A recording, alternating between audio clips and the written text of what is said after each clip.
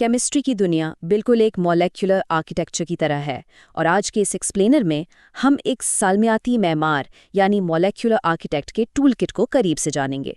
हम देखेंगे कि कीमियादान किस तरह कार्बन कार्बन बॉन्ड्स बनाकर इंतहाई पेचीदा मॉलिक्यूल्स तामीर करते हैं। ये सिर्फ लैब का कोई बोरिंग प्रैक्टिकल नहीं है, बिल्कुल नहीं। इसी बुनियादी अमल के जरिए जिंदगी बचाने वाली अद्वियात, जदीद प्लास्टिक्स और नए मटेरियल्स वजूद में आते हैं। इसे बिल्कुल वैसे ही सोचिए जैसे एक अजीम इमारत को ईंटों से बनाया जाता है, बस यहाँ ईंटें मॉलिक्यूल्स और एटम्स हैं और बॉन्ड्स उन्हें जोड़कर रखने वाला सीमेंट। आज के हमारे इस सफ़र का खाका कुछ इस तरह होगा। पहला, बुनियादी हिस्सा यानी एल्डोल कॉन्डेंसेशन। दूसरा, रस्ते मिलाना, मिक्स्ड एल्डोल्स। तीसरा, एस्टा आर्किटेक्चर, क्लेज़न कॉन्डेंसेशन। चौथा, कैनिज़ारो रिएक्शन। पांचवा, सालमियाती टूलकिट में इजाफा। और आखिर में छठा हिस्सा, माइकल एडिशन। तो चलिए शुरुआत करते हैं अपने पहले और सबसे बुनियादी हिस्से से, एल्डोल कंडेंसेशन। इसे समझने के लिए पहले हमें एनोलेट को समझना होगा।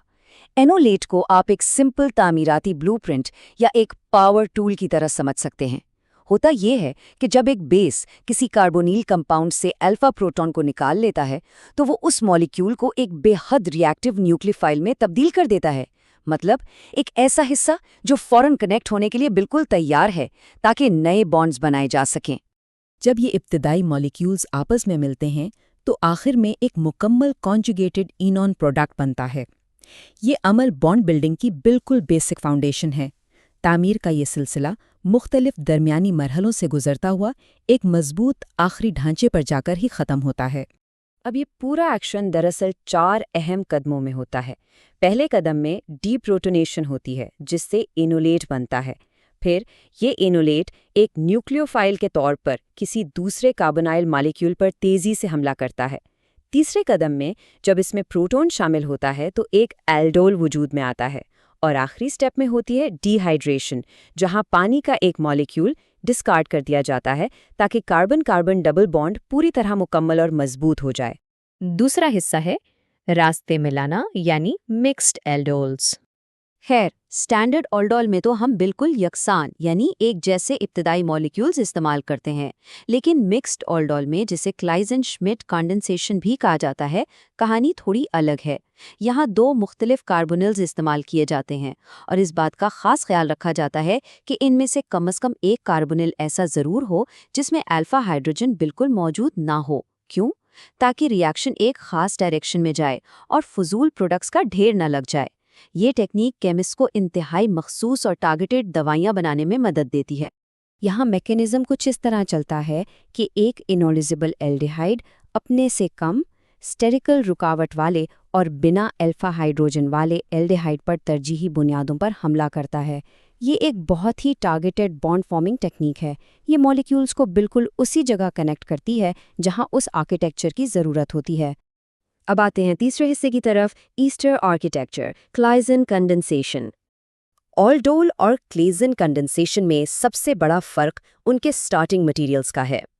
जैसा कि हमने अभी देखा, ऑल्डोल में कॉन्जुगेटेड इनोन्स बनाने के लिए एल्डिहाइड्स या कीटोन्स इस्तेमाल होते हैं, लेकिन दूसरी तरफ क्लेज़न कंडेंसेशन मखसूस तौर पर एस्टर बेस्ड आर्किटेक्चर यानी बीटा कीटो एस्टर्स या बीटा डाइकीटोन्स की तामीर के लिए बना है। ये बिल्कुल वैसी ही चेंज है जैसे आप अचानक लकड़ी के बजाय लोहे से इमारत का ढांचा तैयार करने लग जाएं। इस मखसूस रिएक्शन को मुकम्मल तौर पर थर्मोडायनामिक ड्राइव फराहम करने के लिए बेस की एक स्टोइकियोमेट्रिक मिकदार यानी पूरी क्वांटिटी की ज़रूरत होती है।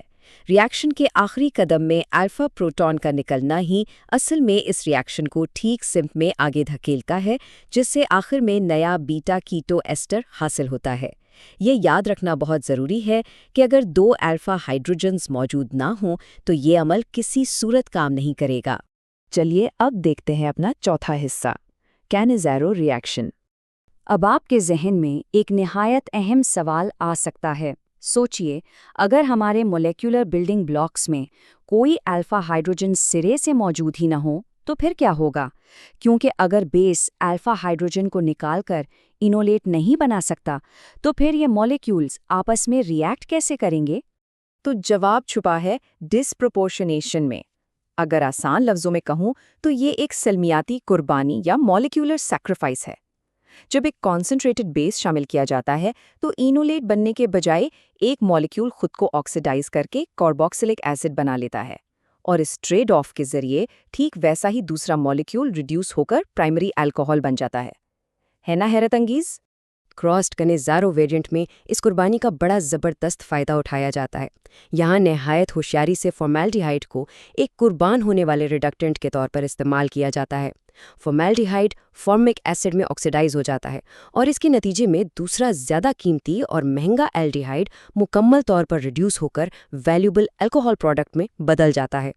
اس شاندار ٹرک کی وجہ سے ہمیں اس قیمتی پروڈکٹ کی پوری 100% ییلڈ مل جاتی ہے۔ ہمارا 5واں حصہ ہے سلمیاتی ٹول کٹ میں اضافہ۔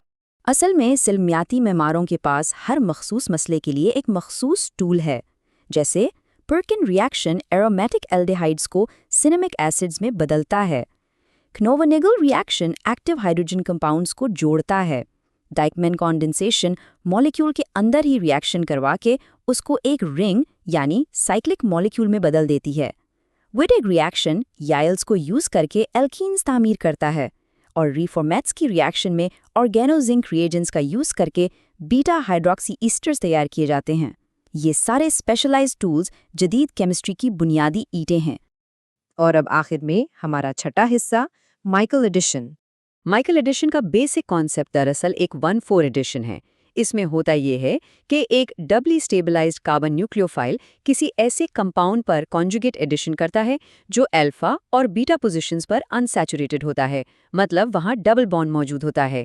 یہ طریقہ مائلڈ کنڈیشنز میں نئے کاربن بانڈ بنانے کے لیے بے حد پاپولر اور مفید ہے۔ یہ میکانزم کمپلیٹلی آربیٹل انرجیز کے پرفیکٹ الائنمنٹ پر بیسڈ ہے۔ سب سے پہلے بیس نیوکلیوفائل سے پروٹون نکالتا ہے۔ یہاں اسٹیبلائزڈ کاربائن آئن اور الیکٹروفلک الکین دونوں کو سافٹ ریئیکٹنٹس تصور کیا جاتا ہے۔ ان کے اس سافٹ انٹریکشن کی وجہ سے ایک نیا کاربن لنک بآسانی اور ایفیشنٹلی جڑ جاتا ہے، اور آخر میں پروٹونیشن کے ساتھ ہی یہ ریئیکشن مکمل ہو جاتا ہے۔